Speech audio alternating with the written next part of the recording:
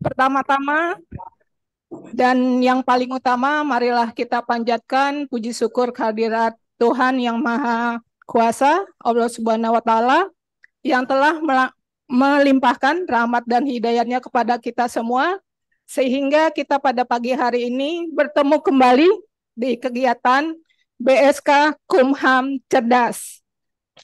Nah, pada pagi hari ini, BSK Kumham Cerdas akan menghadirkan tema diskusi manajemen talenta.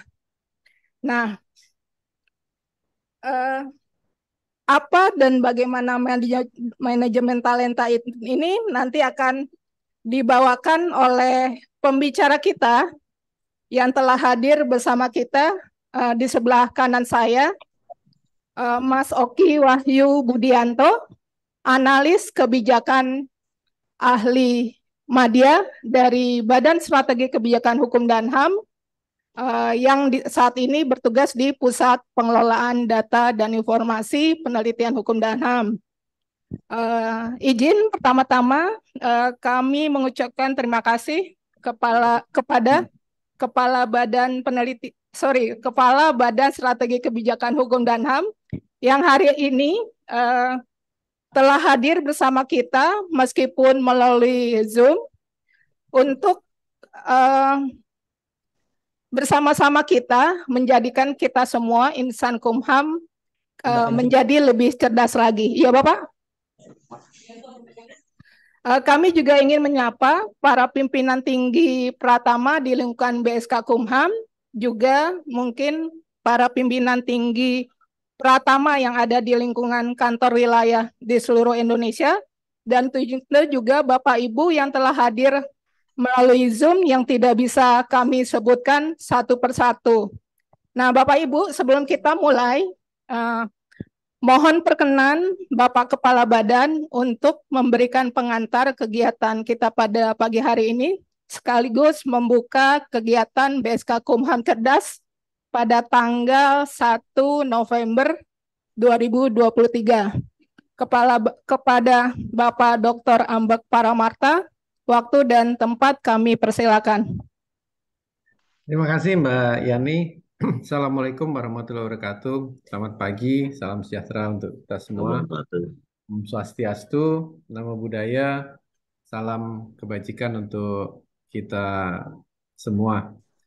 Yang saya hormati Bapak Ibu sekalian. Boleh aku minum kopi lah. Wah, itu rupanya ada yang minum kopi nggak ngajak-ngajak tuh kelihatannya. Yang saya hormati para pimpinan tinggi Pratama baik di lingkungan BSK maupun kantor wilayah. Yang saya hormati rekan-rekan sekalian, seluruh jajaran BSK dan rekan-rekan kantor wilayah yang tergabung di dalam kegiatan BSK Cerdas yang merupakan kegiatan rutin mingguan dari BSK dalam rangka penguatan sumber daya manusia di lingkungan Kementerian Hukum dan HAM, tidak hanya di BSK tetapi juga di wilayah. Di samping upaya kita untuk memperkuat atau menguatkan kompetensi dari teman-teman di wilayah, salah satu tujuan dari kegiatan ini juga adalah dalam rangka juga memberikan kesempatan atau kita dalam rangka memberikan memenuhi hak pelatihan selama 20 jam 1 tahun karena pada kegiatan ini nanti juga akan dikeluarkan sertifikat untuk Bapak Ibu sekalian. Dan tentu kami menyampaikan ucapan terima kasih kepada teman-teman yang berkenan hadir, walaupun kegiatan ini adalah merupakan kegiatan yang sifatnya voluntary atau sukarela dari rekan-rekan sekalian. Kalau melihat kehadiran dari rekan-rekan, terutama di kantor wilayah yang semakin hari semakin meningkat, bahkan di beberapa kantor wilayah saya lihat ada hadir para kadifnya Mohon maaf yang terlihat di layar ini Ibu Eva itu Kadif Yankum Kalimantan Barat. Tentu kami melihat bahwa keikutsertaan teman-teman di kantor wilayah ini adalah terkait dengan program dari BSK yang akan dilaksanakan oleh wilayah pada tahun 2024, di mana nanti wilayah akan melaksanakan kegiatan mulai dari agenda setting untuk kebijakan di wilayah masing-masing, eh, eh, implementasi kebijakan maupun evaluasi kebijakan.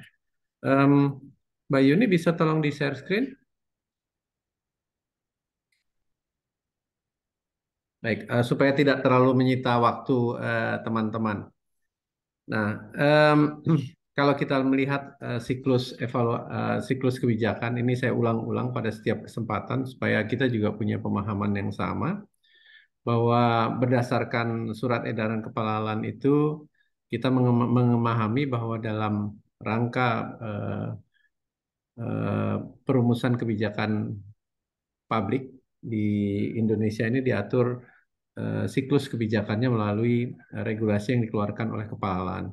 Jadi kalau kita lihat dari siklus kebijakan adalah mulai dari agenda setting, formulasi kebijakan, implementasi kebijakan, evaluasi kebijakan, dan kembali lagi menjadi agenda setting. Nah, peran dari BSK adalah dalam rangka merumuskan strategi kebijakannya. Jadi bagaimana strategi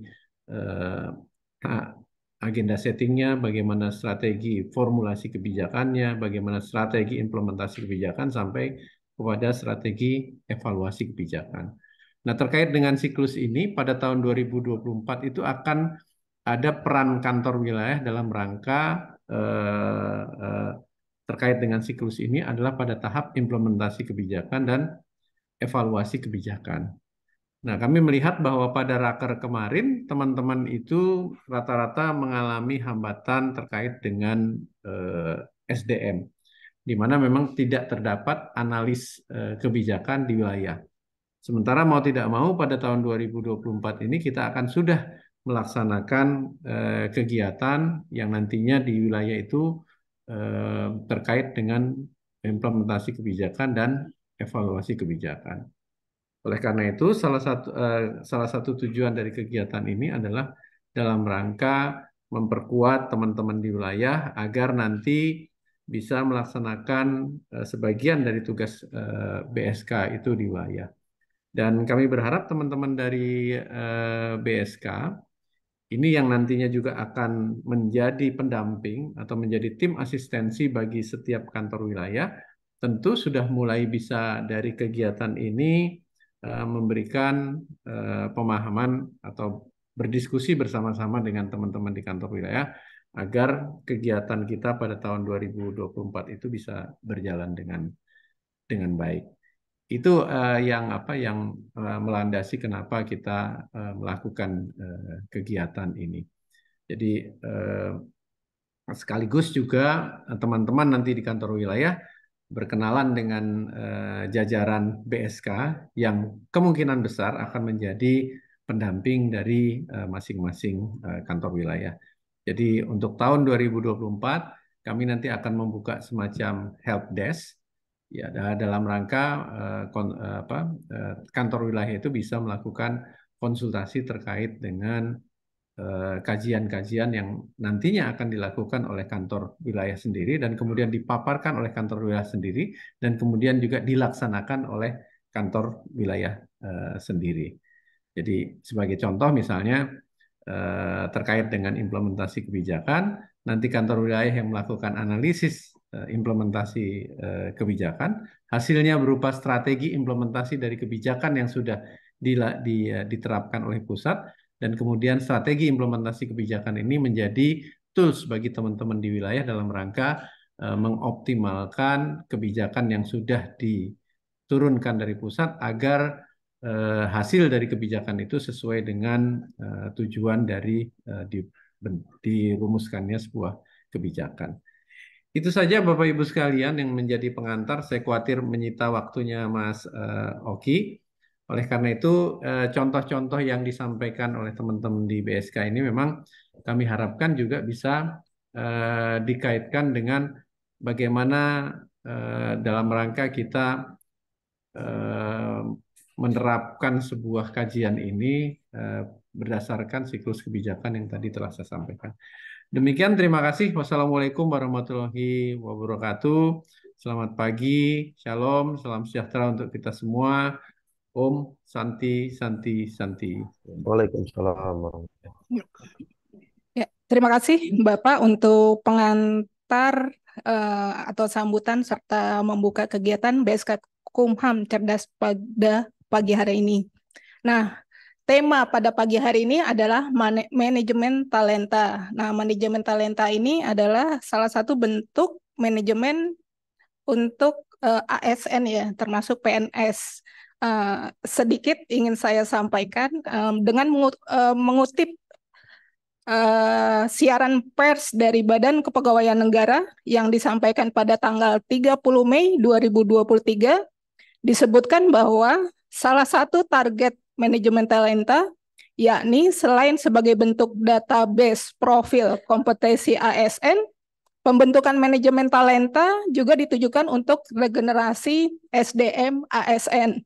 Juga disampaikan bahwa, nah ini mungkin yang menarik ya, isu menarik. Secara khusus menyangkut pengisian jabatan, hasil pemetaan kompetensi dan potensi ini juga menjadi pintu awal pencegahan korupsi dalam pengisian jabatan pimpinan tinggi di masing-masing instansi. Nah, isu yang menarik, apa yang menjadi isu manajemen talenta di Kementerian Hukum dan HAM? Apakah kita siap menerapkannya? Mari kita dengar apa yang akan disampaikan pembicara kita, Mas Oki Wahyu Budianto. Oke, waktu saya berikan sampai dengan pukul 10. Nah, pukul 9. Nanti jam 9 sampai 9.30 kita buka sesi diskusi. Baik, Mas Oki, waktu dan tempat dipersilakan. Assalamualaikum warahmatullahi wabarakatuh. Selamat pagi, salam sejahtera untuk kita semua. Om Swastiastu, Namo Buddhaya, salam kebajikan. Pertama-tama, saya mengucapkan terima kasih begitu banyak yang hadir pada hari ini dari kantor wilayah maupun dari secara langsung. Dan terus terang, saya merasa agak gugup ketika berbicara di depan rumah sendiri. Karena kita satu ilmu, satu bapak. Saya ketika dikasih kesempatan untuk berbicara, saya agak berpikir kira-kira tema apa yang ingin saya bawakan gitu kan. Karena ada tema terkait dengan kegiatan BSK Cerdas, jadi saya teringat di 2021 saya pernah melakukan penelitian tentang evaluasi kinerja, terutama khususnya terkait dengan pengelolaan SDM. Waktu itu masih COVID, gimana caranya waktu itu saya bisa ke lapangan, dan kemudian di akhir-akhir 2021 untungnya kami bisa. Tadi ada pesan Bapak Kepala Badan, saya coba mengaitkan nanti tema manajemen talenta dengan siklus kebijakan, dan mudah-mudahan apa yang saya sampaikan bisa bermanfaat. Karena terus terang saya di sini juga saya mohon saya bukan sebagai narasumber ya, karena kita sama-sama belajar untuk bagaimana kita perbaikan ke depannya. Dan mungkin teman-teman di wilayah pun akan lebih hebat daripada saya, karena kita saling mengisi apa yang kita miliki. Oleh karena itu organisasi akan menjadi besar.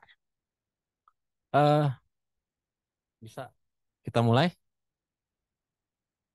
Selamat pagi. Masih lemes kayaknya. Semangat ya. Selamat pagi. Pagi. Pagi. Oke, kalau gitu saya berdiri, Bu. Kalau nggak berdiri saya nggak bermanfaat. Next.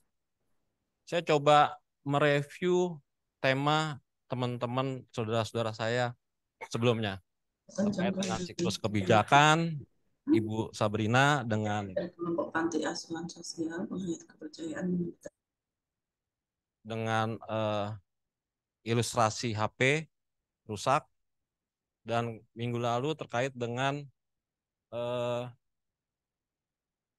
pengambilan data survei. Saya nanti agak sedikit menggunakan survei itu.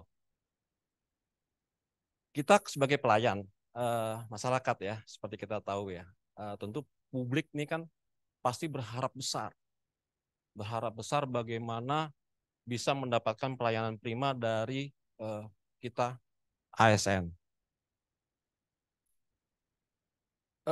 Harapan itu tentunya kita jawab kan dengan reformasi birokrasi yang sudah, kalau nggak salah, generasi kelima. Seperti di Genham juga ada generasi Ranham kelima juga kalau nggak salah. Artinya sudah 5 kali kita dari 2004 kalau nggak salah sampai dengan 2024 nanti. Itu terus kita bertransformasi, berubah, kita berupaya memberikan pelayanan prima kepada masyarakat, dan itu kita jawab dengan reformasi birokrasi. Dan di RPJMN nasional juga di 2020-2024 itu kita melihat ada arahan Bapak Presiden terkait dengan visi Indonesia 2045. Di mana salah satunya mencakup nih pembangunan sumber daya manusia, makanya saya bold, dan penyederhanaan birokrasi. Mungkin kita sudah disederhanakan ya dengan kemarin ada penyetaraan. Birokrasi itu harus menyesuaikan dan bisa berubah cepat. Pelayanan ini bisa memberikan suatu pelayanan yang cepat, tepat, dan akuntabel. Nah, sekarang ini kan ada harapan ya, harapan publik. Kita masuk kepada kenyataan posisi Kementerian Hukum dan HAM yang sekarang ini. Next.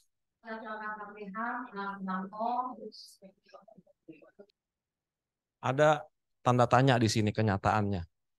Dasen dan Solon saya ingin mencoba melihat harapan dengan kenyataan. Next. Jika boleh saya mengutip dari paparan PLH Sekjen di Rakornis BSK di Bali kemarin, ada beberapa highlight 4 kalau nggak salah. Lebih. 1, 2, 3, 4, 5. Ada, ini saya pakai data tadi survei ya, yang terkait dengan minggu lalu ada pengambilan data survei. Nah, ini dilakukan oleh pihak eksternal dari KPK, Ombudsman, LAN, dari Kemenq. Ini mohon izin Pak PLH Sekjen, saya mengutip data ini. Ada penurunan di integritas di 2022.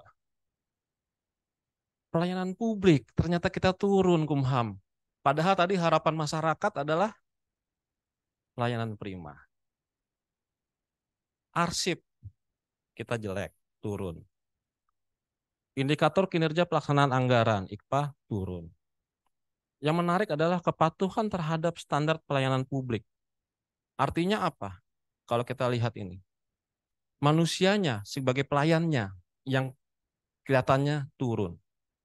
Kalau saya bisa mengilustrasikan ya, dari HP yang rusak, HP ini rusak kenapa? Permasalahannya adalah kualitas pelayanan publik turun, diidentifikasi lagi kenapa turun, ternyata banyak faktor yang kami kemarin diskusi menganalisa ini terkait dengan SDM. Jangan kita melihat puncak gunung es, tetapi permasalahan intinya kita tidak dapat. Nah, next. Dari turun yang ke semua tadi, secara keseluruhan nilai RB kita turun. Jangan-jangan tahun depan nggak bisa 100% kita. Oh, betul Bu Bintang, jangan sampai kita harus bisa berubah. Kita harus gigi 5. Kita berarti SDM.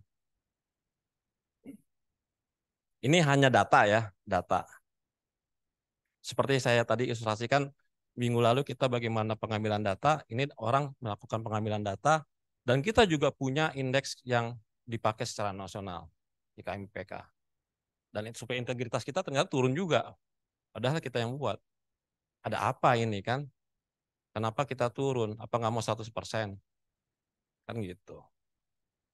Sehingga, next. Oh, sebelum itu, saya juga ingin mengambil, tadi kan data dari indeks. Ini dari hasil penelitian. Dari hasil penelitian yang sudah masuk jurnal JIKH. Bapak Nizar, oh lagi dinas. Di 2017, tadi 2022. Di 2017, next, hasil penelitiannya Pak Nizar tentang evaluasi pola karir di lingkungan Kementerian Hukum dan HAM. Tadi di 2022 ya kita bicara ya. Fakta di 2017 hasil penelitian adalah, tadi kita udah fokus ya mengerucut ke SDM. Bukan lagi masalah kualitas pelayanan publiknya. Itu dampak daripada SDM kita menurun. Ini saya kaitkan lagi dengan tema kegiatan kita BSK Cerdas. Pengembangan SDM belum sepenuhnya mempertimbangkan keahlian dan kemampuan. Masih ada pegawai yang mengikuti pelatihan yang tidak sesuai dengan bidang pekerjaannya. 2017 penelitian mengatakan itu. Yang kedua, kesempatan mengikuti pelatihan untuk wilayah-wilayah tertentu di Indonesia belum terakomodir sepenuhnya. Kita punya satker yang banyak. Kumham itu rentang kewenangannya sampai ke UPT. 68.000 pegawai. Apakah punya kesempatan belajar? Yang di Papua, di Aceh, di Manado, maupun di NTT. Apakah sama? Ya kan? Nah, ini rentang untuk kita belajar pun masih sulit. Karena waktu itu masih terpola dengan klasikal. Dan sudah ada perubahan di BPSDM dengan non-klasikal. Artinya kita bisa belajar mandiri. Bisa belajar mandiri dengan keahlian yang ingin kita pelajari. Next. Yang mana? Belum. Sorry. Yang terakhir, promosi jabatan di lingkungan Kementerian Hukum dan HAM belum sepenuhnya mempertimbangkan kompetensi serta penilaian prestasi kerja. Apa iya? Bu Bintang? Apa iya sih, Bu? Promosi jabatan itu belum mempertimbangkan kompetensi dan kinerja? Iya. Betul, Pak. Wis. Betul sekali. Oh, siapa, Pak? Betul sekali, Pak. Siap, Bapak. Siap. Next. Tadi 2017, 2022. Artinya kita masih sama. Dampak daripada 2017 berpengaruh ke hasil 2022. Di 2023 ini, kebetulan saya dipercaya Kepala Badan untuk membuat suatu indeks kesekretariatan. Nah, ini terkait dengan yang minggu lalu, survei. Tapi sebelum saya melakukan survei, tentu saya membuat dulu alatnya, ukurannya. Ukurannya, size-nya itu bisa digunakan nggak, bisa dipakai nggak. Saya uji dong. Saya uji secara validitas dan reliabilitas. Ternyata pertanyaan layanan, kita fokus yang kepegawaian ya, layanan kepegawaian. Ternyata ada nilai-nilai yang terendah. Di samping saya mendapatkan kevalitan dan kereliabilitasan daripada instrumen saya yang saya uji, ternyata ada masih rendah nilainya di pengurusan mutasi terkait dengan ketanggapan pelayanan dengan kecepatan pelayanan. Yang ngomong bukan Bu Bintang, Bu, tapi ini adalah data. Data itu dari mana? Responden. Bukan saya juga, bukan Oki yang mengisi, Bu. Bukan Bintang juga yang mengisi. Artinya apa? Kita perlu alat. Ya kan? Karena berbagai literatur yang saya baca, keseluruhan hasil kajian dan penelitian itu mengatakan kepuasan pegawai, berdampak positif kepada kinerja organisasi. Tadi, puncak gunung esnya adalah kualitas pelayanan publik turun. Tetapi permasalahannya adalah sebetulnya SDM. Jangan kita mau perbaiki yang di atas, tapi kalau di bawah kita tidak perbaiki, percuma. Artinya tidak akan berdampak. Next. Oke. Tadi ada pesan Bapak Kepala Badan. Apa yang kita lakukan tadi, analogi saya dari melihat harapan, melihat kenyataan, melihat data, mengidentifikasi masalah. Kemarin saya diskusi saya belajar dari adik-adik yang magang, Ibu, Bapak Ibu. Saya belajar dari UGM, orang-orang hebat UGM. Ada yang kelas internasional. Dari Unbrau, Fakultas Ilmu Administrasi ya, VIA. Saya menceritakan pola pikir yang saya lakukan tadi, itu masuk yang mana di siklus kebijakan? Apakah agenda setting, Dek? Apakah diformulasi, Dek? Apakah diimplementasi ataupun dievaluasi? Karena saya belajar, saya ini peneliti yang baru berubah menjadi analis kebijakan. Tentu saya bukan orang hebat, saya butuh masukan dari adik-adik. Adik-adik memberikan masukan bahwa apa yang saya lakukan adalah agenda setting. Terima kasih tadi kemarin teman-teman dari UGM dan Unbrau. Ini bukan kata oke, kata adik-adik, katanya agenda setting. Tapi saya juga nggak tahu, mungkin Bapak Ibu punya pendapat lain. Dan nggak apa-apa, kita berdiskusi. Untuk apa? Untuk ilmu saya juga bahwa saya dapat ilmu dari Bapak Ibu sekalian. Kenapa, Dek?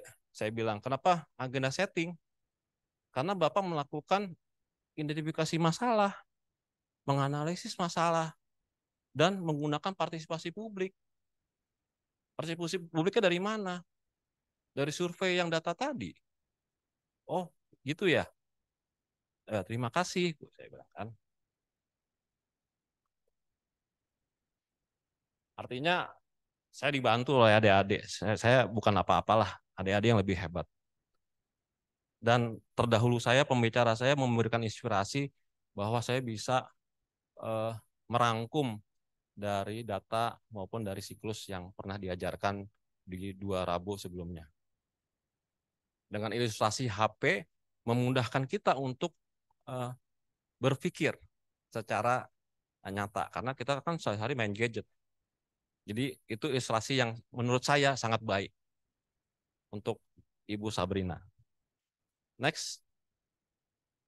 Nah, sehingga kita sepakat agenda setting ya kemarin ya. Konsep strategi apa sih yang tepat dalam pengelolaan SDM di Kementerian Hukum dan HAM? Nah, ini kira-kira ke depan kebijakannya. Dan saya pikir kebijakan ini sudah diambil oleh Kementerian Hukum dan HAM. Ketika saya 2021, saya ke Biro Y, saya ke BPSDM, mereka mulai menyusun. Tapi saya tanya datanya, nggak punya. Kenapa data penting? Nanti kita masuk manajemen talenta. Next. Apa sih manajemen talenta? Ini bukan katanya Oki lagi, katanya si Pela nih, Pela sama Inayati. Talent Management Mengembangkan SDM, terbitan Gramedia. Saya harus mengutip dan saya tulis supaya nggak dimarahin Mbak Yani nanti plagiarisme lagi. Jadi menurut Pela, manajemen talenta adalah proses pengelolaan dan pendayagunaan talent yang ada di dalam organisasi untuk memberikan kepastian ketersediaan talent sesuai dengan kebutuhan organisasi. Baik aspek kompetensi inti organisasi maupun aspek kepemimpinan yang akan datang. Di 2021, saya datang nih ke biro. Saya tanya, saya sebelumnya ke Kepala BPSDM dulu. Bapak punya data nggak kompetensi? Coba dong tanya ke biro. Saya tanya ke biro. Tanya dong ke BPSDM. Lah, terus saya nanya kemana ini? Saya tanyalah ke orang lain. Saya tanya ke Kementerian Keuangan waktu itu sama ke PLN. Istilahnya benchmark lah. Istilah kerennya benchmark. Saya ingin melihat orang lain. Saya tahu bisa kita tiru kan gitu kan. Next. Ada best practice. Kalau PLN kayaknya terlalu jauh. Tapi kita harus ke sana. Dari struktur berbeda. Sehingga saya berpikiran sulit untuk mengaplikasikan di KL. Karena struktur organisasinya beda PLN. Lebih mengarah kepada profit. BUMN ya, profit. Nah, saya coba ke Kemenkyu. Mungkin ada teman Pak Andi, terus Pak Aib, ada sekitar 5 atau 6 orang ikut mendengarkan Biro W sana ngomong. Saya terkejut waktu itu. Wah, kok simpeknya Kementerian Keuangan jelek banget ya. Simpeknya kerenan punyanya Kumham. Mopapnya itu di depan tuh keren banget punyanya Kumham. Punyanya Kemenkyu jelek banget. Saya dengan bangganya, wah kerenan saya kan gitu kan. Tapi di balik kejelekannya, tampilan, isinya lebih berbobot. Mereka menjalankan manajemen talenta itu 2018. Kita nggak ketinggalan jauh nih. Kalau kita start dari tahun Maret lalu ya, kita nggak jauh. Kita bisa memaparkan. Jadi tampilan pertama itu nama kita, nama pegawai, sama grafik. Saya bingung grafik apa ini gitu kan. Ada 2 sumbu X sama sumbu Y. Yang satu kompetensi, yang ke atas kompetensi, yang ke samping kinerja. Apa sih Pak ini gunanya? Loh ini kinerja kita, performance kita. Dia cuma pakai garis-garis gitu naik turun kayak kalau kita ke ICU tuh ada naik turun alatnya itu tuh. Terus dijelasin terus kan, jelasin. Ternyata mereka menerapkan manajemen talenta. Di situ ada 3, kualifikasi, kompetensi, dan kinerja. Oh itu sumbu X tadi itu kompetensi. Yang sumbu Y-nya itu ke kanan itu kinerja. Kinerja dari mana sih ngukurnya? Kita kan kontrak kerja per tahun, SKP. Dari situ dijelasin, ya kan? Mereka sudah di 2018. Waktu itu saya 2021, artinya 4 tahun lah. 4 tahun kita ketinggalan. Kompetensi, mereka sudah punya data. Kemenku lebih banyak loh daripada Kumham pegawainya. 85.000 kalau nggak salah waktu itu di 2021. Kita 68.000 sekitar. Sekitar 20.000 lebih banyak. Tapi dengan data, dengan sistem, mereka bisa membuat informasi bagi pimpinan. Di situ kompetensi itu dari mana? Dari uji kompetensi katanya.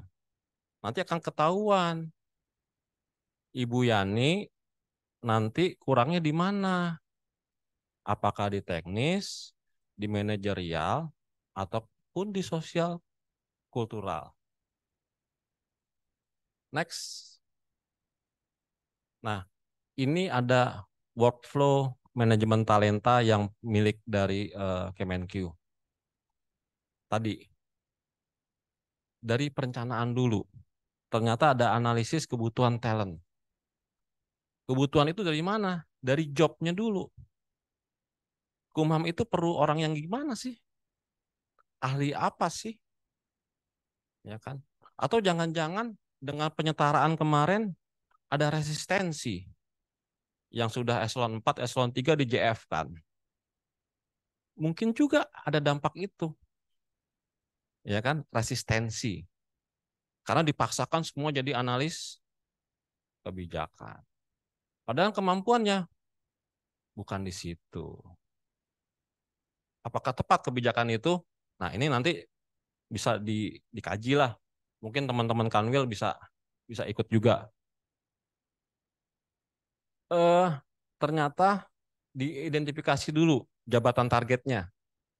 Kualifikasi apa yang dibutuhkan dari setiap jabatan. Dan saya yakin Bu Kesi lebih paham lah, lebih jago. Pasti Bu Kesi juga udah punya. Bahkan Pak Sekjen juga udah pasti punya dari setiap seluruh jabatan di Kementerian Hukum dan HAM. Analisis rasio antara kebutuhan tadi dengan talent-talent ini kira-kira sudah mencukupi belum? Ya kan? Ini juga nanti akan berbicara ketika rekrutmen. Kalau memang kurang rekrutmen, ya kan? Nah, dari hasil itu diidentifikasi nih, sudah ketemu nih calon-calon talentnya kan, dengan kualifikasi yang dibutuhkan. Sekarang pertanyaannya, sudah dipetakan belum? Waktu itu saya nanya ke BPSDM, ada nggak Pak peta dari 68.000 pegawai? Nggak. Tanya dong sama Birowai. Saya ke Birowai. Bu, ada nggak Bu peta dari 68.000 pegawai? BPSDM itu tugasnya. Kok gini ya? Akhirnya best practice yang di Kementerian Keuangan tadi, saya rekomendasikan di 2021. Masih pandemi. Dan alhamdulillah 2022 kita diuji kompetensi semua. Buru-buru tuh semuanya. Ya kan? Bu Kesi udah kompetensi, Bu, uji kompetensi. Siapa yang belum? Pasti udah semua. Tahun ini pun juga masih ada. Ya kan? Yang kita ke BKN, ya kan? Teman-teman Kanwil mungkin baru tahun ini mungkin ya. Artinya apa? Kita sedang memetakan talent-talentnya. Pak Doni di mana nih ahlinya nih, ya kan? Ahli di administrasi atau ahli di teknis, ya kan? Bu Bintang ahlinya di mana? Bu Bintang ahli semuanya, karena bintang. Oke, terus dari peta tadi seleksi lah, diseleksi. Integritasnya gimana sih nih Pak Doni, Bu Bintang, Bu Yani? Dilihat dong rekam jejaknya. Nggak cukup cuma kompetensi dan kinerja kan? Integritas juga. Baru seleksi administrasi. Konfirmasi nih ke calon talent baru. Melalui forum pimpinan. Next, masuk forum pimpinan. Nah ini dia yang saya tanyakan ke Biro Kepegawaiannya Kemenkyu. Pak Karo kalau sudah masuk kotak 9, 789, misalnya ada 10 orang nih di ranking nih. Bu Yani pertama, Bu Bintang kedua, Pak Doni ketiga, saya ke-10. Gitu kan? Nah, terus tiba-tiba yang nomor 10 naik duluan. Boleh Pak itu Pak. Oh boleh. Justru itulah Baper Jakat itu. Tapi kami sebagai pengelola kepegawaian sudah memberikan data valid kepada pimpinan bahwa 10 orang ini sudah integritasnya teruji, kompetensinya bagus, kinerjanya baik. Gitu. Artinya apa? Nggak ada tuh yang tiba-tiba bisa, ya kan? Itu katanya kepala biro sana. Jadi kami sudah ada pagernya. Loh, terus kalau yang di bawah box 7 gimana, Pak? Ya diklat. Terus dikat apa, Pak? Ya kan ketahuan di datanya. Uji kompetensinya. Si Badu kurang di teknik apa di manajerial, apa di sosial kultural. Itulah yang jadi program 5 tahun ke depan BPSDM-nya.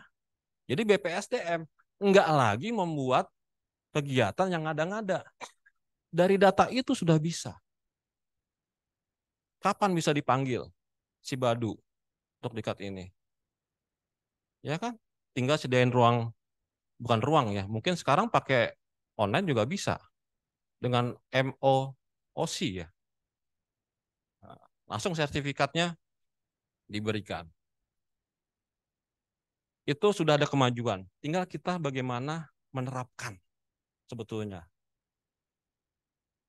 Terus habis itu didampingi nih talentnya oleh mentornya. Mentornya siapa? Atasan langsung. Yang tahu kinerjanya, ya kan? Yang tahu etikanya, yang tahu kompetensinya. Terus individunya juga bisa kita tahu dari mana. Ya, dia orang ini mengembangkan kompetensinya enggak? Ya kan, keseharian-hariannya. Jangan hanya cuma kerja doang. Tadi kata Bapak Kepala Badan kan kita harus 20 jam. Apakah Bapak Ibu sudah dapat 20 jam? Ya kan? Tapi kalau menurut saya tidak usah digitukan. Artinya dari dalam diri kita untuk berkembang. Tapi itu kita harus dipecut memang. Kalau nggak dipecut nggak akan jalan. Program pengembangan talent. Jadi itulah tadi pengembangan talentnya. Ketika di box 7 ke bawah, itu yang dikratkan. Dia belum siap untuk dimutasi, dipromosi, maupun disejajarkan mutasinya. Next. Terus yang udah duduk. Bikin di sini. Apa? Bikin ini di sini. Yang udah duduk, apakah nyaman? Nggak nyaman. Menurut PKBKN itu, tahun 2020 apa 2019 saya lupa. PKBKN itu mengatakan setiap 3 tahun dievaluasi. Ya kan? Bu Bintang misalnya. Apakah sekarang sudah berapa tahun kayaknya? Udah 20 tahun nggak pindah-pindah. Oh, ada teman saya satu angkatan, Bu Maria, 22 tahun. 22 tahun di tempat itu. Oh iya, maaf. Bu Maria. Bu Maria 22 tahun di pusat itu. Mbak Yani juga termasuk. Mbak Yani 22 tahun angkatan saya. Belum pindah-pindah. Saya untungnya udah pindah sekali. 22 tahun. Oh iya.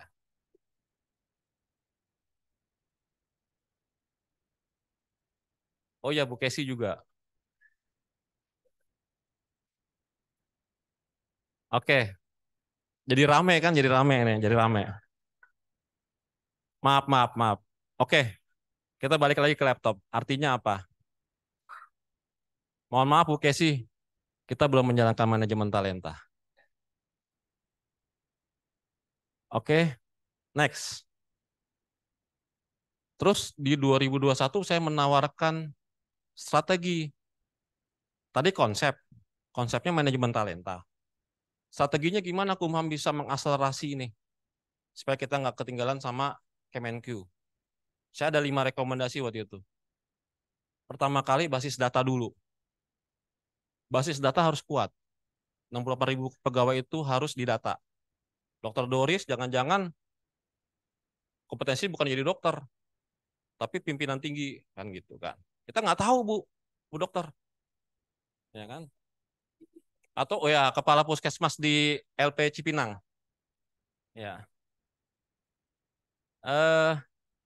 Terus yang kedua pengelolaan kompetensi. Pengelolaan kompetensi siapa sih? BPSDM. BPSDM sebetulnya sudah berubah nih dengan kuliah klasikal non klasikal 70-30 sudah berjalan dan sudah ada mungkin udah lebih dari 200 modul untuk pembelajaran. Sertifikat pun kita bisa cetak sendiri. Asal jangan nyetak di pramuka aja. Artinya apa? Sudah ada arah yang benar. Sebetulnya kita nggak ketinggalan. Kita sudah on the track. Tinggal kita bagaimana mau cepat, mau lambat, tergantung kita. Strateginya itu. Penyempurnaan sistem manajemen kinerja. Nah, ini dia. Manajemen kinerja itu tentu kita harus ciptakan sendiri. Dengan apa? Perjanjian kinerja. harus linier dengan tujuan organisasi. Ya kan? Jangan mentang-mentang di JF kan, ya kan? Terus merasa kok saya diginikan. Saya udah nggak mau lagi ngerjain administrasi lah. Kan misalnya gitu kan. Ini banyak di mana-mana kata orang nih, saya dengar cerita seperti itu. Karena saya jujur JF, ya kan? Saya teknis. Ya kan? Saya harus mengerjakan teknis, saya harus menganalisis. Wah, saya harus sebagai pembicara di Pemda. Nggak ada waktu saya untuk itu. Artinya apa? Kita harus profesional. Kita harus profesional. Apapun karena kita menggunakan APBN, kita pun harus secara akuntabel untuk mengelolanya. Artinya tetap urusan itu harus ditangani. Nah, yang terakhir pengembangan manajemen karir. Dan ini saya melihat status teman Birowai hari Senin. Ada perubahan Permenkumham, baru rencana rencana perubahan Permenkumham tentang manajemen karir. Mudah-mudahan mengarah kepada manajemen talenta. Tapi baru rencana sih sayangnya. Tapi mudah-mudahan mengikuti manajemen talenta. Ada teman kita perwakilan dari kepegawaian Bu Kesi ya, ke Aston Bogor juga ya. Ya. Artinya mudah-mudahan ada teman-teman kita bisa memberikan rekomendasi bahwa ini penting untuk adanya suatu kepastian, kepuasan pegawai untuk meningkatkan organisasi. Next. Nah, ini dia. Ini sih intinya manajemen talenta. Tapi saya modif sendiri dengan kata-kata yang lebih mudah. Perencanaan intinya. Perencanaan itu tadi kita mengidentifikasi si jobnya, jabatan targetnya, kita menyiapkan data talent-talentnya, semua 68.000, kita masuk box mana, gitu kan. Sekarang saya tanya nih, yang 2017, Mbak Taruli ya? Box berapa Mbak Taruli kompetensinya? Hah? Oke, nggak tahu. Oh, Kabak Wai tahu nih pasti. Bu Kesi masuk box berapa ya? Nggak tahu. Nggak tahu. Kok nggak tahu Kabak Wai masuk box mana ya? Jangan-jangan saking sibuk ngurusin 150 pegawai BSK kali Ibu ya? Enggak. Oke. Artinya apa? Hasil kemarin pendataan itu harusnya dibuka. Karena ada prinsip manajemen talenta itu adalah terbuka. Itu di tadi Permenpan RB nomor 3 tahun 2020. Prinsip manajemen talenta. Untung Mbak Yani kemarin sore ngasih saya bocoran itu. Saya tadinya nggak tahu Permenpan itu. Saya pelajari semalam. Ternyata saya baca. Untungnya bisa baca. Nah, tadi yang saya ceritakan, ketika dia box 9, itulah bintang yang bersinar, yang siap dimutasi, dipromosikan, bahkan ke eksternal, bisa penugasan. Karena memang kemampuannya di atas ekspektasi dan kinerjanya di atas ekspektasi. Star dia, cetar membahana. Nah, tadi box yang di bawah 7 itu masuk kemana? Panahnya ke bawah, pengembangan. Sekarang saya tanya lagi, Bu Asri tahu nggak kekurangannya? Tahu, lihat. Ada dari hasil kompetensi. Apa? Lupa. Lupa. Pak Doni tahu kekurangannya kompetensinya? Nggak tahu. Ada yang tahu nggak kekurangannya dan kelebihannya? Sebetulnya ada di Simpek. Saya bisa buka di kompetensi. Bapak Ibu di kantor wilayah juga bisa. Tetapi yang tidak kita tahu adalah box mana kita. posisinya sekarang. Oke.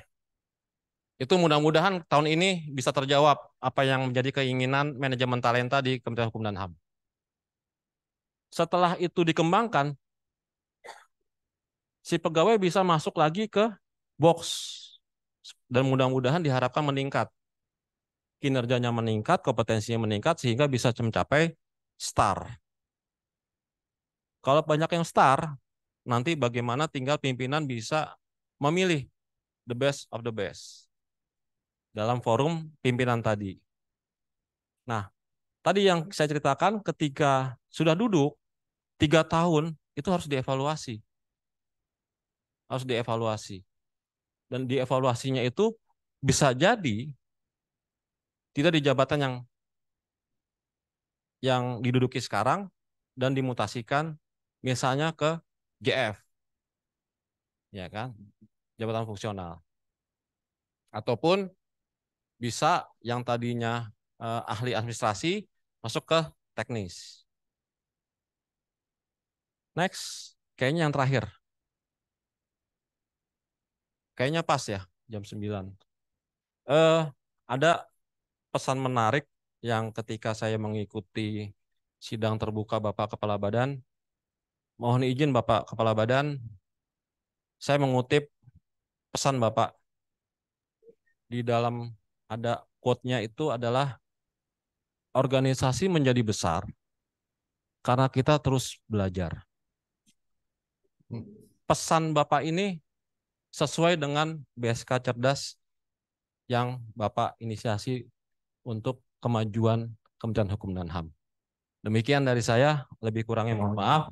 Assalamualaikum warahmatullahi wabarakatuh. Waalaikumsalam. Kita berikan aplaus kepada Mas Oki yang telah menyampaikan materi diskusi kita pada pagi hari ini. Ya jam 9 kurang 2 menit untuk materi yang telah disampaikan. Dalam 30 menit ke depan kita membuka sesi diskusi yang di ruangan ini maupun yang ada di Zoom. Namun sebelum memberikan kesempatan kepada Bapak Ibu, kami ingin memberikan kesempatan terlebih dahulu kepada Kepala Badan untuk memberikan tanggapan atau semacam itu kepada materi yang telah disampaikan oleh pembicara kita di pagi hari ini. Izin Bapak, lanjut iya, Mbak Pak. Yani. Iya, Biar Pak. teman-teman di wilayah sama yang di ruangan itu yang saya memberi pengantar saja. Oh ya, baik Pak. Silakan. Dan saya ikut mencatat. Oke, makasih. Ya, baik. Baik, teman-teman, Bapak Ibu di Kanwil, kita bisa berdiskusi sesama kita ya. Tadi disampaikan Mas Oki kita sama-sama belajar. Jadi memang ini forum diskusi ya. Izin saya memberikan kesempatan yang di ruangan ini terlebih dahulu. Apakah ada sebelah kanan atau sebelah kiri? Oke, sementara belum ada. Ya, sudah ada raise hand di Zoom kita dari Kanwil NTT. Silakan dari Kanwil NTT. Baik, terima kasih Mbak Yani. Yang kemudian Bapak Kepala Badan, tidak panjang pengantar dari kami. Nanti kami 2 orang ingin mengajukan pertanyaan. Yang pertama untuk Mas Eko ya. Dari beberapa Mas Oki, Pak. sorry, Mas Oki, sorry. Iya, Mas Oki Wahyu. Oke, Mas, sorry, Mas Oki Wahyu. Ya, dari beberapa rekomendasi yang sudah disampaikan dan best practice itu kira-kira yang sudah diimplementasikan itu apa? Dan memang paling cocok untuk di kita seperti apa, termasuk di kantor wilayah. Contoh misalnya ketika kebijakan penyetaraan itu baru di pusat eselon 1. Sementara di kantor wilayah sampai hari ini kan belum penyetaraan struktural baik eselon 3 maupun 4. Pertanyaan saya itu. Yang kedua, teman saya Bu Komile analis hukum media juga akan mengajukan pertanyaan kepada Mas Eko. Silakan Bu. Sorry, Mas Oki. Iya, Terima Pak. kasih Mas Oki. atas waktu dan kesempatan yang diberikan kepada kami. Yang terhormat Kepala BSK, Bapak Ambek, yang tentunya sangat familiar bagi Kanwil NTT, dan juga yang kami hormati Pak Oki selaku narasumber kita pada siang hari ini, dan juga Ibu Fitri, selamat siang, salam sejahtera untuk kita semua.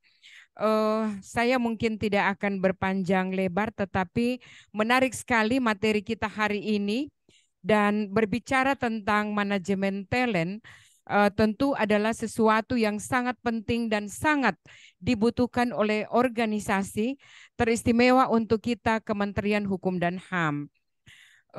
Ada hal yang menggelitik hati saya bahwa berbicara tentang kualitas SDM, mungkin kita kalau melihatnya itu dari kacamata TUSI, Biro Kepegawaian, atau dalam hal ini dari TUSI, dari Sekretariat Jenderal, bahwa sesungguhnya itu kita sudah mengenal yang namanya ANJAP kita dan lain sebagainya. Tapi berbicara tentang manajemen talent, ini adalah sesuatu yang dikembangkan dari suatu proses pengembangan SDM kita. Karena menurut hemat saya dan seperti tadi sudah disampaikan bahwa proses pengelola manajemen talenta itu sendiri adalah proses pengelolaan dan pendayagunaan talent yang ada di dalam organisasi untuk memberikan kepastian ketersediaan talent sesuai dengan kebutuhan. Sementara talent itu sendiri adalah kemampuan khusus seseorang yang membuat seorang mampu untuk melakukan sesuatu dengan baik. Jadi kita semua sama sebagai ASN, tetapi kita memiliki talent yang berbeda. Dan di dalam kacamata saya bahwa talent ini bukan sesuatu berdasarkan kacamata pemetaan kualitas ataupun kualitas SDM sebagaimana yang dilakukan oleh Sekretariat Jenderal. Tetapi talent di sini adalah orang-orang yang mempunyai kemampuan khusus untuk melakukan suatu pekerjaan. Karena kalau kita melihat dari kacamata kementerian dalam hal ini yang dikelola oleh Sekretariat Jenderal, maka tentunya misalnya saya sebut saya sarjana hukum dari segi kualitas pendidikan formal. Tetapi ada begitu banyak sarjana hukum, taruhlah ada 10 atau 100 orang. Tetapi dari sarjana hukum yang 100 atau 10 orang itu memiliki talent yang berbeda. Nah, ini yang tadi saya harapkan bahwa ketika kita berbicara talent, manajemen talenta, bahwa bagaimana sebenarnya kemampuan dari organisasi kita untuk menggali potensi-potensi yang secara khusus dimiliki oleh SDM yang ada dalam organisasi kita. Karena dengan melaksanakan reformasi birokrasi, maka tentunya kebutuhan atas SDM yang memiliki kemampuan-kemampuan khusus ini sangat mendesak dan sangat penting untuk kita lakukan, sehingga kita akan melakukan reformasi birokrasi sesuai dengan roadmap yang sudah ditentukan oleh kementerian kita. Nah, itu tanggapan saya. Pertanyaan saya, kalau manajemen talent ini kita letakkan atau kita petakan di dalam siklus kebijakan, seperti tadi pada bagian terakhir yang sudah dipaparkan oleh narasumber kita, Pak Oki, menurut hemat saya kira-kira di mana letaknya dari setiap tahapan itu di dalam siklus kebijakan itu, di mana letaknya sebenarnya peran utama daripada manajemen talent ini akan menghasilkan suatu bukan hanya sekedar output, tetapi outcomes yang bisa kita ukur bahwa oh ini loh ternyata kita sudah berhasil melakukan atau melaksanakan manajemen talent. Karena kalau kita lihat di dalam siklus kebijakan, antara agenda setting dan dengan formulasi kebijakan, atau antara formulasi kebijakan dengan implementasi kebijakan, dan antara implementasi kebijakan dan evaluasi kebijakan, itu ada sejumlah aktivitas-aktivitas yang harus dilakukan untuk bisa mencapai pada tahap itu. Nah, itulah yang ingin saya tanyakan, kira-kira berada pada posisi mana ya ketika kita melaksanakan manajemen talent itu di dalam empat siklus utama dari siklus kebijakan. Terima kasih. Selamat siang untuk kita semua.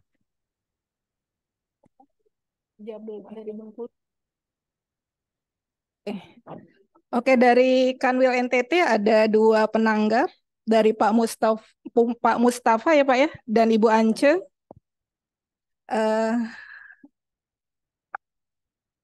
Kita persilakan Mas Oki untuk ini ya Mas Oki, langsung saja. Baik, mohon izin saya tanggapi langsung karena saya sering lupa. Takutnya nanti kalau kebanyakan akan banyak ketinggalan. Tadi Pak Mustafa ya. Terima kasih Bapak atas pertanyaannya. Saya pikir kita sudah melakukannya Pak, sudah mengimplementasikannya.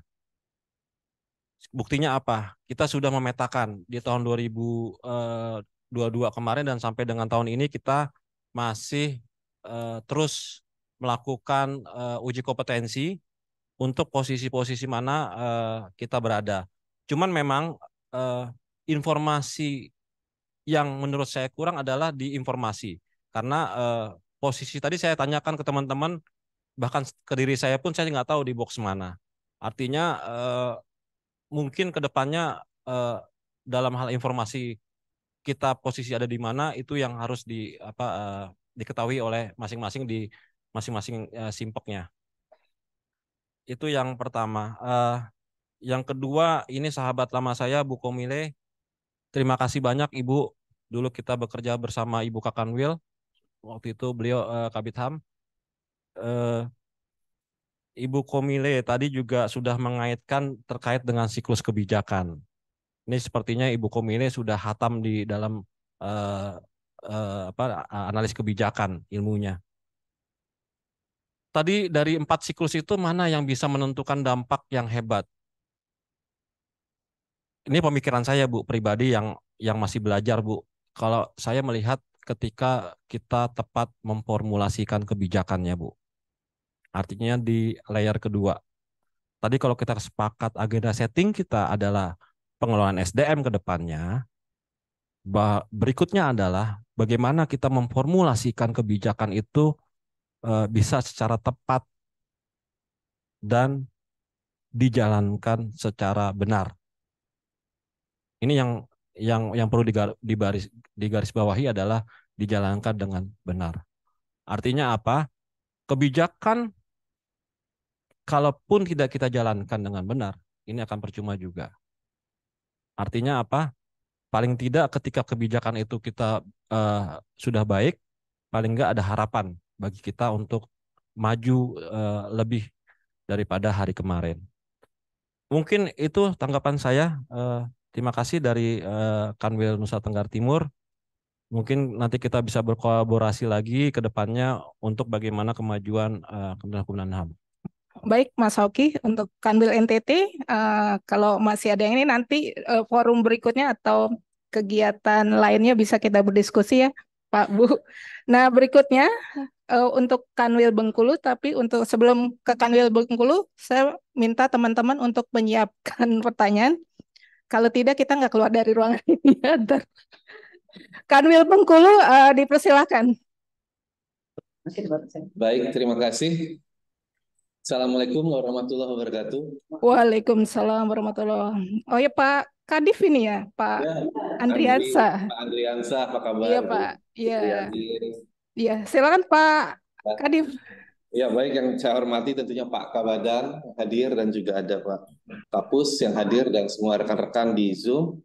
Baik, kami dari Kanwil Bengkulu sudah menyimak dengan baik tadi presentasi dari Pak Oki, dan terima kasih sudah menjelaskan secara gamblang dan jelas terkait dengan manajemen talenta ini. Mungkin dari kami ada 2 pertanyaan dari saya. Pertama, saya ingin menanyakan secara singkat saja, apakah dimungkinkan artinya kalau ada seseorang yang masuk dalam kotak misalnya di 7 atau 8 atau 9, dia bisa turun, ya. Misalnya awalnya begitu mereka mendapatkan nilai 8, bisa turun ke 7, ke 6 dan sebagainya. Apakah itu dimungkinkan atau memang begitu mereka 8 kemungkinannya nanti akan ke 9 gitu. Artinya justru akan cenderung naik seperti itu.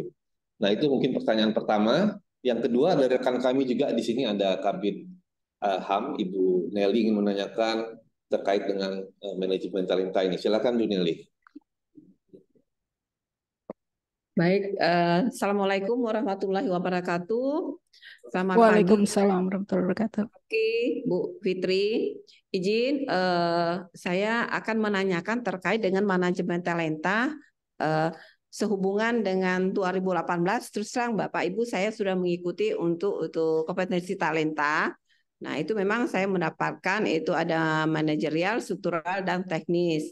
Nah, maksud saya begini Bu, memang di dalam manajemen talenta itu kita kan harus mengasuhi semua tusi ya, tusi pemasarakatan, migrasi, dan semua tusi admin.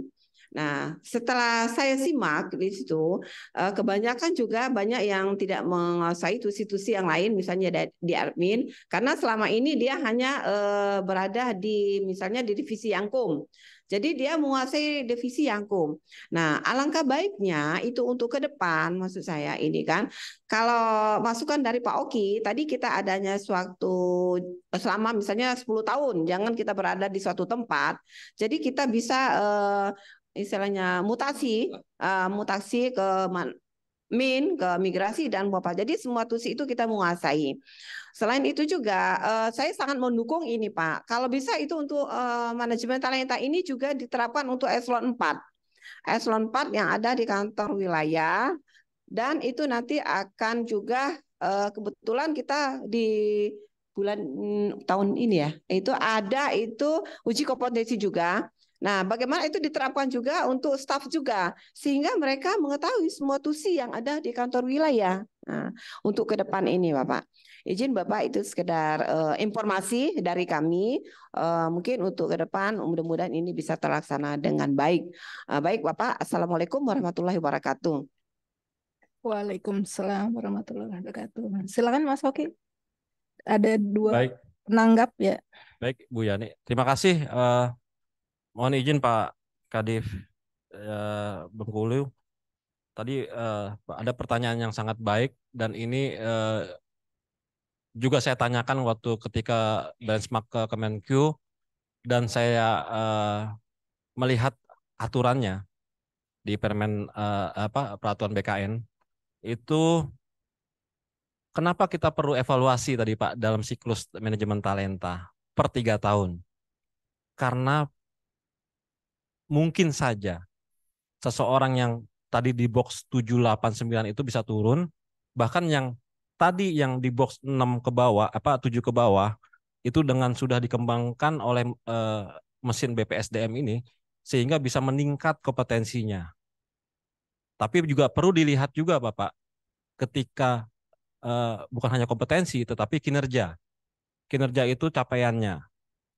Apakah nanti ketika memang kompetensinya sudah meningkat, kinerjanya meningkat, tentu bisa naik. Yang tadinya di bawah box 7 bisa masuk ke bahkan ke box 9.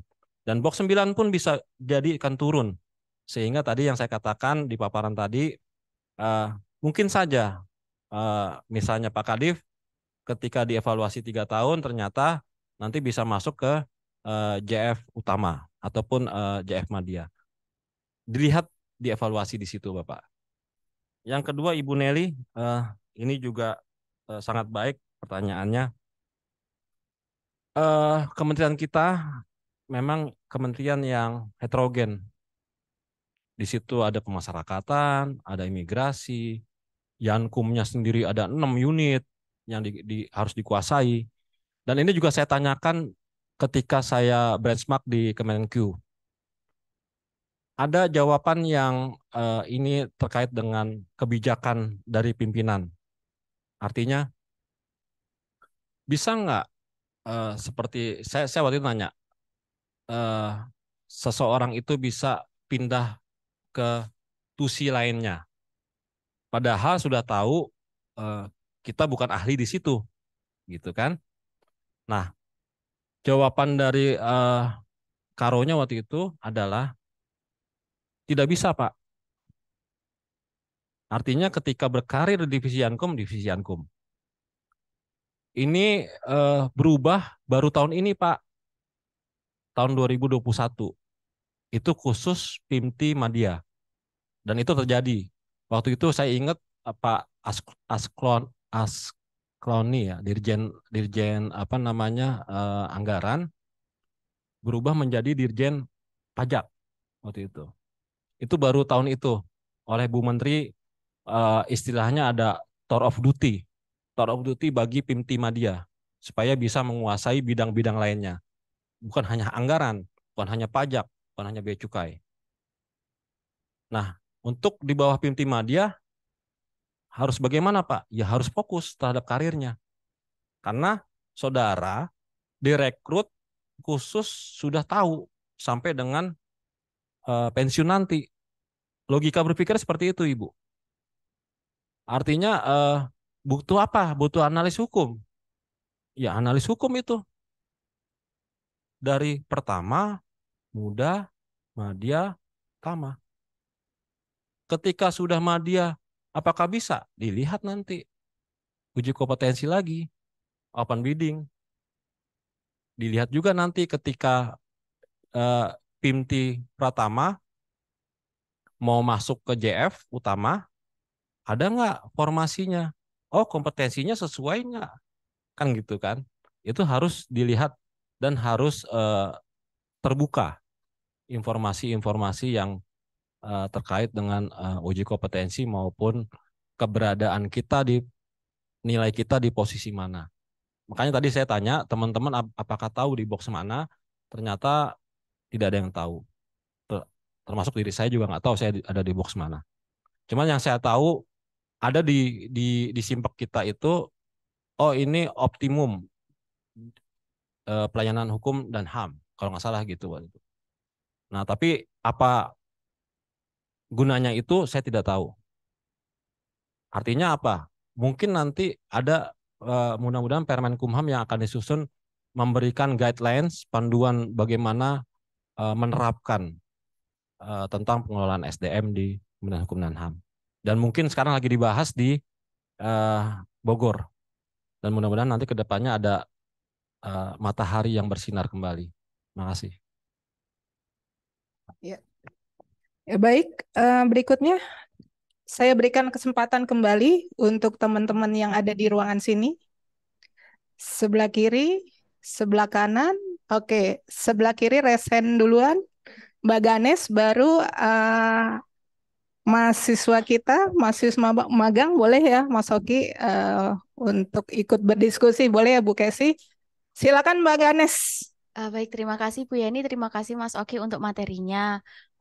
Mau nanya tadi Mas Oki sempat menyinggung bahwa apa untuk apa? Ganesnya diliatin dong biar Kanwil pada Oh lihat. ya, sebentar. Ya Allah, Tahan Pak. dulu Ganes. Nanti diulang lagi ya. Kita ini kamera dulu. Nggak usah lah Bu. Operator kamera bisa menggerakkan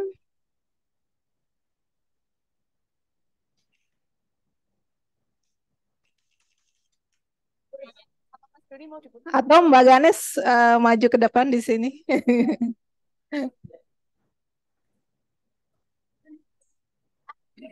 Di sini. Saya pengen semua pegawai BSK itu dikenal oleh teman-teman di seluruh Indonesia gitu. Tidak hanya orang, tapi juga kompetensinya juga dikenal. Oh ya. Nah, gitu. Udah kelihatan ya Pak ya? Oke, izin Pak Kaban. Belum kelihatan. Oh iya, udah kelihatan. Oke. Udah.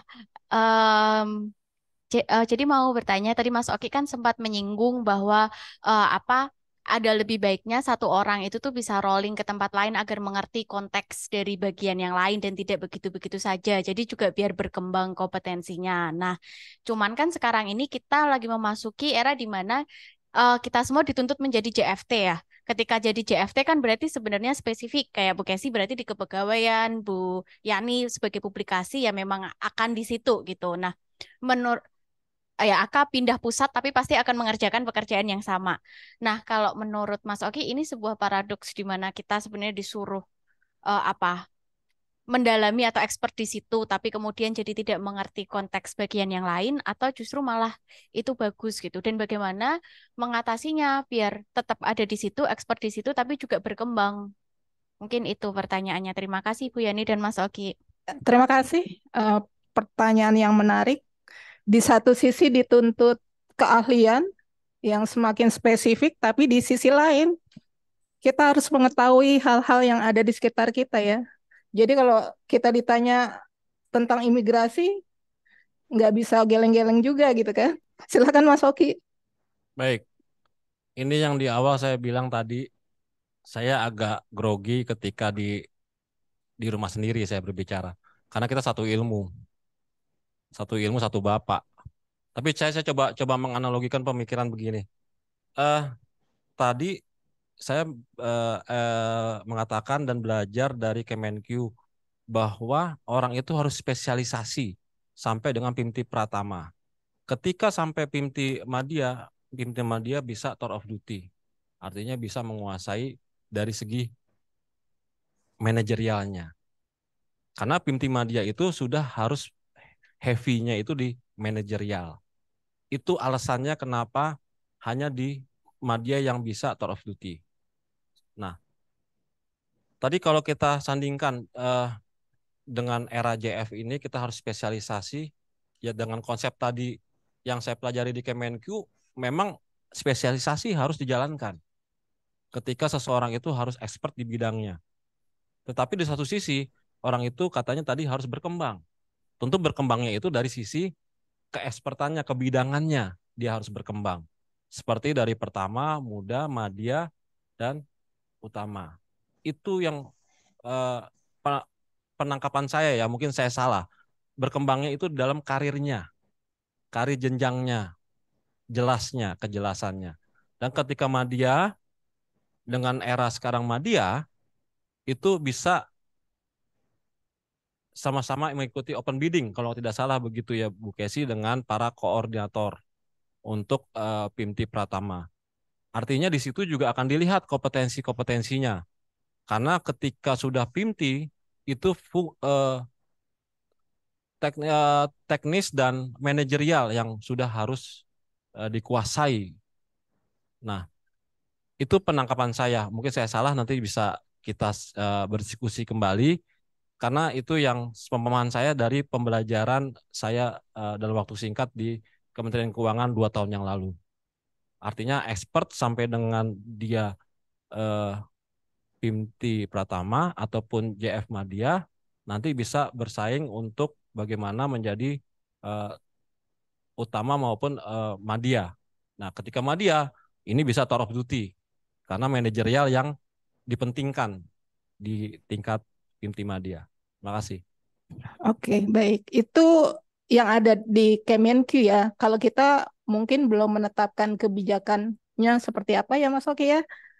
Ya, itu dia yang menarik. Mungkin nanti itu kebijakan pejabat yang berwenang dalam hal ini Sekjen untuk bagaimana tentang mutasi promosi yang tadi menginginkan orang expert apa menginginkan orang yang mengetahui semuanya. Itu kebijakan dari pimpinan lagi yang berwenang, itu PYB-nya adalah Pak Sekjen. Terima kasih. Oke. Akan menjadi bahan yang menarik untuk tadi siklus kebijakan ya kita. Baik, selanjutnya yang di belakang Mas Doni dulu yang tadi terlebih dahulu. Silakan ke depan sini sambil memperkenalkan nama dan dari mana ya.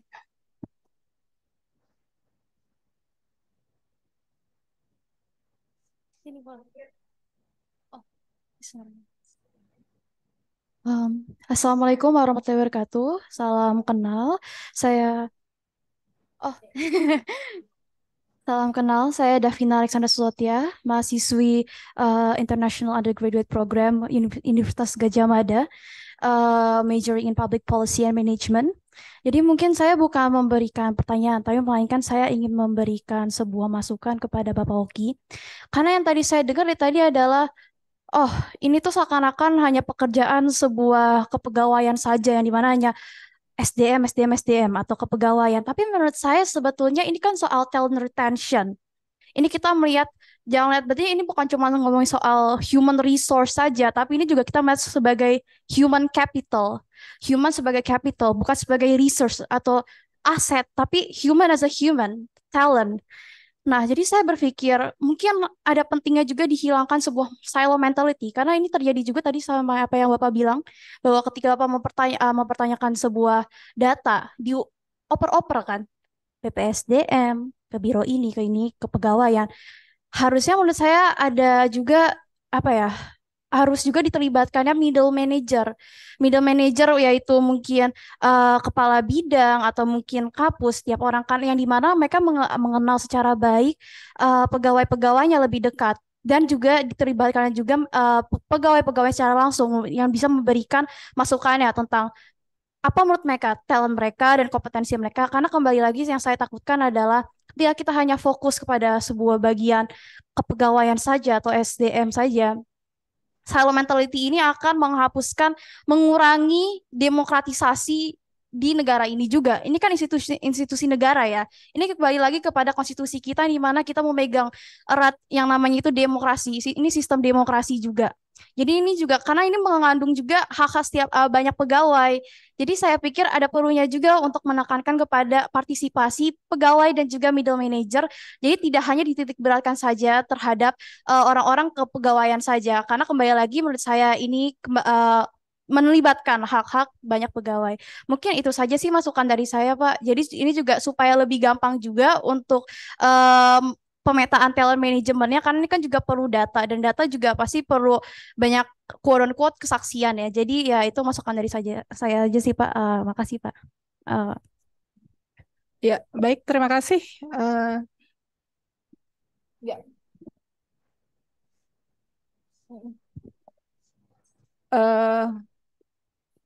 Mungkin terakhir ya, Bang Doni, karena waktu nanti silakan. Baik, terima kasih adik kita yang kelas internasional UGM. Ini juga menjadi masukan tadi terkait dengan kita SDM ini sebagai capital, sebagai aset. Itu kayaknya next ke depannya seperti itu. Karena PLN yang saya pelajari kemarin waktu benchmarking itu, PLN sudah menerapkan itu, human capital itu lebih apa lagi ya, lebih rigid. Seseorang itu terus dibina, dikembangkan untuk sebagai ahli, dan jika itu pekerjaannya yang hanya kerjaan lapangan itu bisa di pihak ketigakan. Mungkin kita sudah mengarah seperti itu juga dengan dibuka PPPN, ya itu.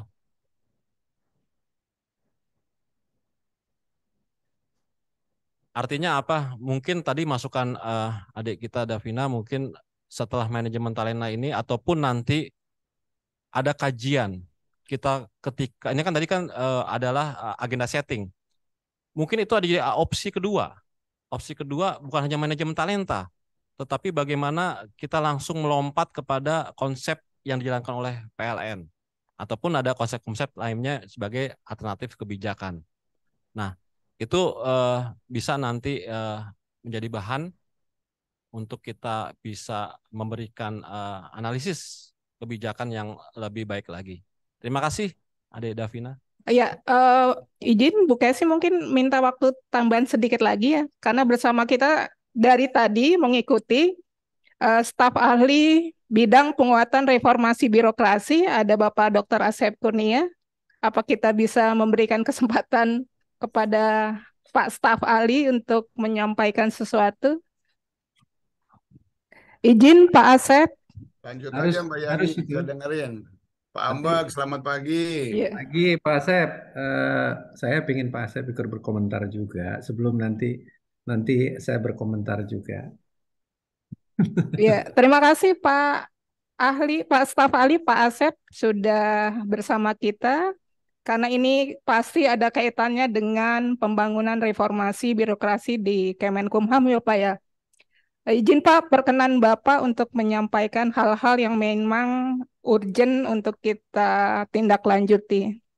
Silakan Bapak.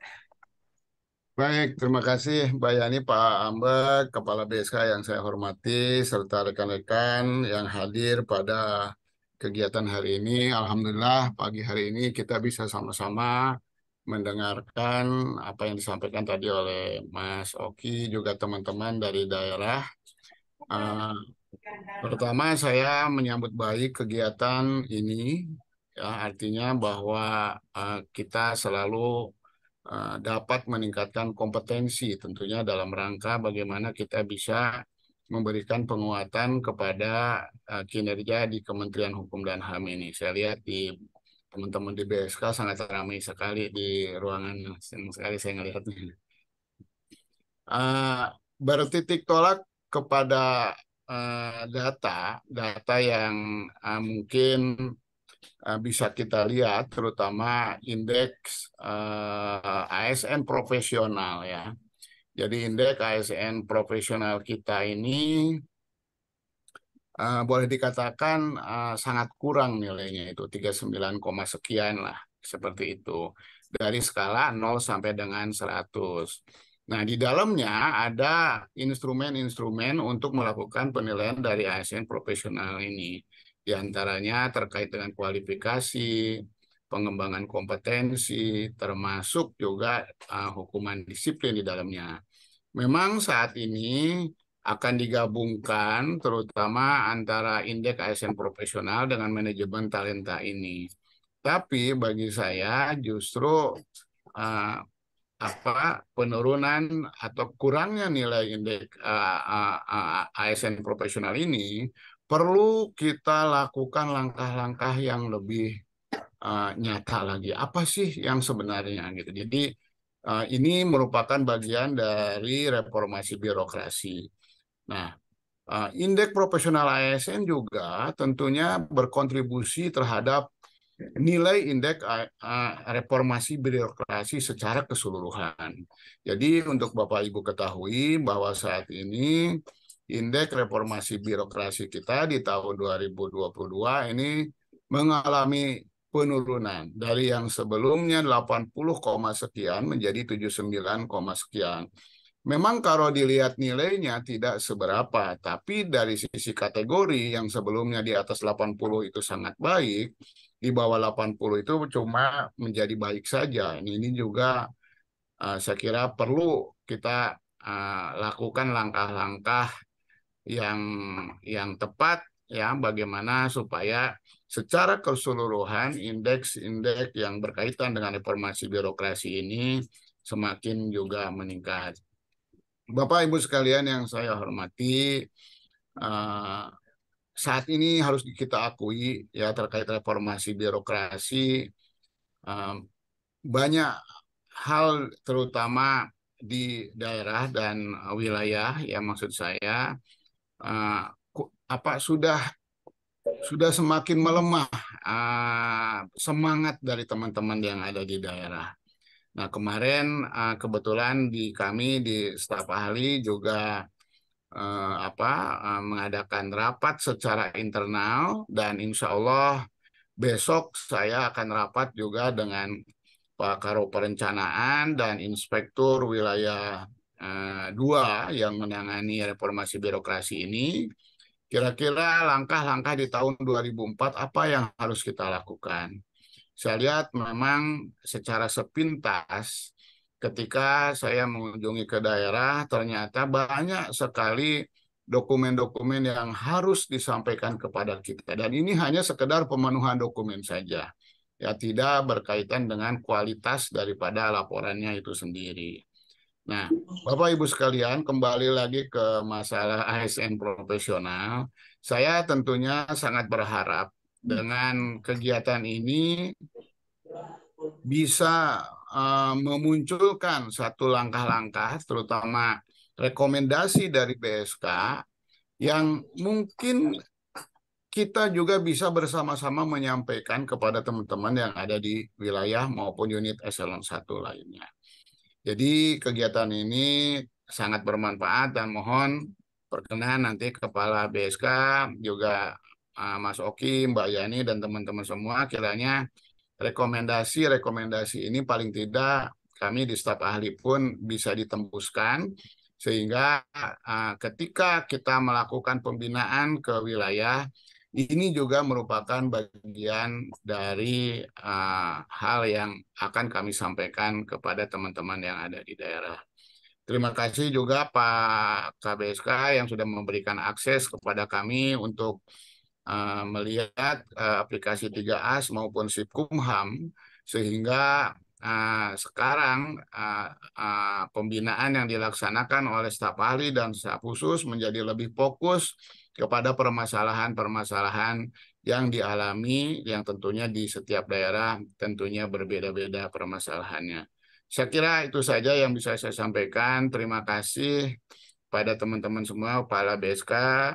Mohon maaf apabila ada hal yang kurang. Wassalamualaikum warahmatullahi wabarakatuh. Waalaikumsalam warahmatullahi wabarakatuh. Nah, karena waktu, kami mohon maaf tidak bisa memberikan kesempatan untuk bertanya lagi. Yang ada di sini, Bro Doni, sorry. Dan yang ada di Zoom juga mohon maaf. Mohon maaf, kita membatasi diskusi ini. Untuk penutup kegiatan kita pagi hari ini, mohon perkenan Kepala Badan untuk memberikan mungkin catatan ya Pak, dan juga hal-hal yang memang perlu kita tindak lanjuti dari diskusi ini.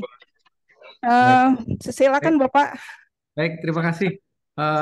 Yang pertama tentu saya berterima kasih atas kehadiran Pak staf ahli dan memang kami merasa bahwa peran staf ahli juga sangat penting dalam rangka menguatkan tugas-tugas yang ada pada unit kerja eselon 1.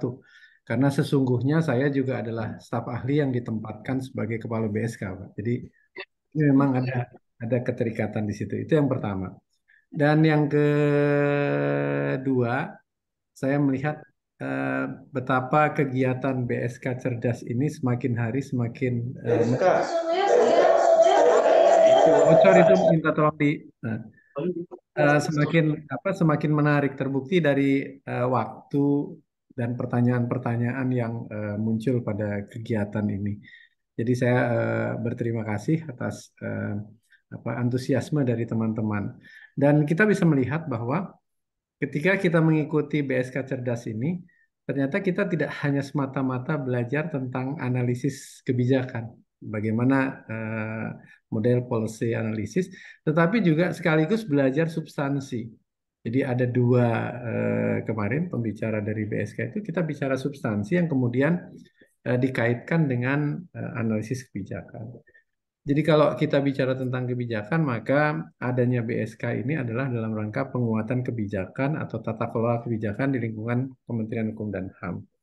Jadi pendekatan yang kami gunakan adalah evidence-based policy. Oleh karena itu, apa yang sebetulnya disampaikan Mas Oki itu adalah evidence dari manajemen talenta yang sekarang ini sedang di draft oleh Kementerian Hukum dan HAM.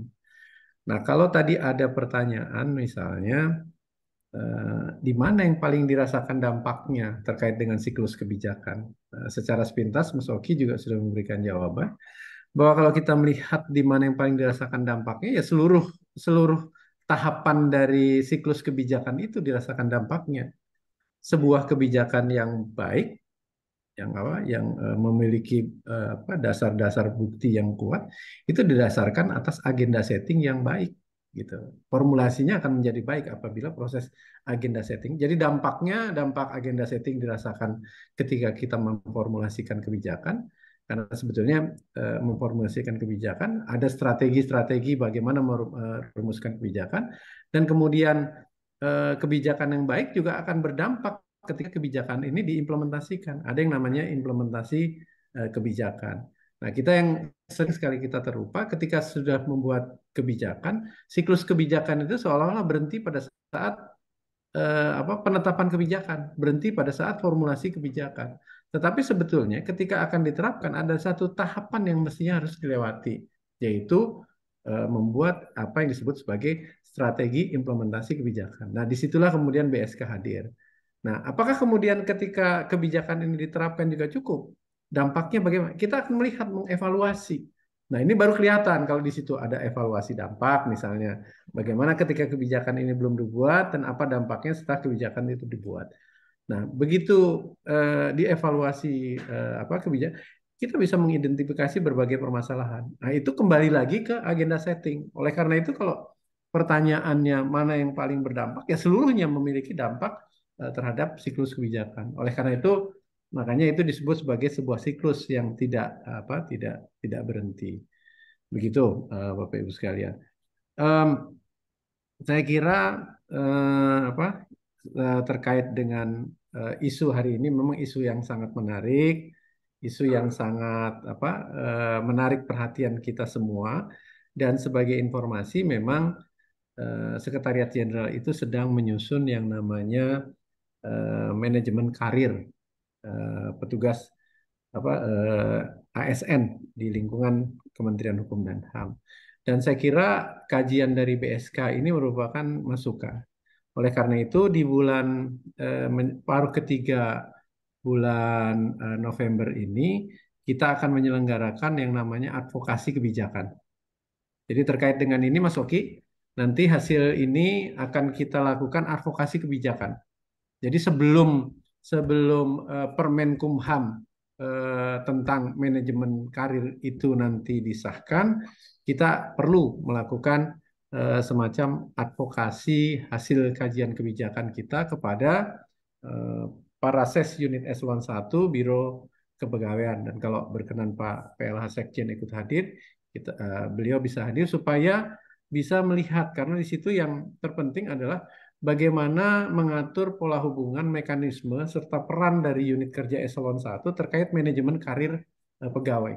Sehingga Pak Asep punya pengalaman ketika memimpin BPSDM, bagaimana sebetulnya peran BPSDM yang tadi sudah dijelaskan oleh Mas Oki. Jadi ini tidak berhenti di sini. Justru hari ini diskusi kita, di samping kita mendapatkan pengetahuan, ini juga mendapatkan banyak masukan dari teman-teman. Bahkan kita bisa melihat adik kita yang sedang magang di BSK ini juga tergerak untuk memberikan masukannya yang menurut saya luar biasa. Betul tadi yang Mas Oki sampaikan, kita itu bisa belajar lewat siapa saja. Kita bisa belajar lewat siapa saja. Kita bisa belajar lewat adik-adik kita yang sedang magang, bisa belajar kepada Pak staf ahli, bisa belajar kepada siapapun. Karena betul, organisasi menjadi besar karena kita senantiasa mau belajar. Demikian, terima kasih Pak Asep, Pak staf ahli bidang penguatan reformasi birokrasi, Bapak Ibu sekalian dari kantor wilayah. Mudah-mudahan teman-teman di kantor wilayah senantiasa juga tergerak untuk senantiasa meningkatkan kapasitas kompetensi maupun profesionalismenya dengan mengikuti BSK Belajar. Kami tidak menutup hanya di Kanwil saja, hanya divisi layanan hukum, tetapi seluruhnya. Boleh petugas rutan yang di tempat yang terpencil pun, kalau ada sinyal internet, boleh para petugas penjaga-penjaga di perbatasan kita yang mengikuti kuliah ini, kegiatan ini. Saya kira juga kemarin saya menyampaikan, teman-teman di lapas itu yang naik pos jaga di atas, kebetulan tugas pagi, sambil mengawasi napi bisa buka handphonenya, bisa buka BSK cerdas, jadi sambil bekerja, mengawasi napi dari pos atas, dia bisa ikut belajar. Ilmu itu tidak akan tidak bermanfaat, pasti akan ada manfaatnya. Begitu Bapak Ibu sekalian, apalagi tadi Mas Oki sudah menjelaskan terkait dengan kompetensi manajerial, teknis, sosiokultural, itu yang menjadi dasar bagi pengembangan ASN atau SDM di lingkungan Kementerian Hukum dan HAM. Demikian, terima kasih. Mohon maaf hari ini agak panjang Mbak Yani menyita waktunya. Mudah-mudahan di kesempatan berikutnya kita tetap bisa konsisten menyelenggarakan kegiatan ini. Demikian, terima kasih. Wassalamualaikum warahmatullahi wabarakatuh. Selamat pagi, salam sejahtera untuk kita semua. Om Santi Santi Santi Om. Ya, terima kasih Bapak Ibu. Saya pikir tidak perlu menyimpulkan lagi, sudah disampaikan seluruhnya oleh Kepala Badan. Sekali lagi terima kasih yang ada di ruangan sini dan melalui Zoom. Kita ketemu di BSK Kumham Cerdas di minggu depan. Terima kasih, applause untuk kita semua. Wassalamualaikum warahmatullahi wabarakatuh. Selamat pagi, salam sejahtera, salam Om Santi Santi Santi Om. Salam kebajikan. Terima kasih Pak Kabadan, Pak Sali. Terima kasih. Terima kasih teman-teman semua. Mbak Yani. Saya izin live karena harus ngejar pesawat ke bandara ini. Iya, siap Bapak. Terima kasih Bapak. Terima kasih. Pak Terima Nata. kasih Pak Amber. Ya, Pak. Siap, Pak Nata Pak silakan Nata. di kantor ditungguin Pak. Nanti hari boleh hari Jumat lah dengan Pak Asep ketemu. Siap Pak, siap. Hari ini tunggu Laksanakan. Oh, hari ini tunggu kantor atau pergi juga nih? Di kantor Pak. Oh, di kantor. Cuma Om Oki nggak mau ditungguin sama kapusnya takut grogi. Tapi udah cocok. Jadi Kadin tuh Pak. Pak Oki udah cocok jadi Kadin itu Pak. Ya Pak. Terima kasih Pak. Baik, terima kasih. Terima kasih. Terima kasih Pak. Siap, siap. Terima kasih Pak.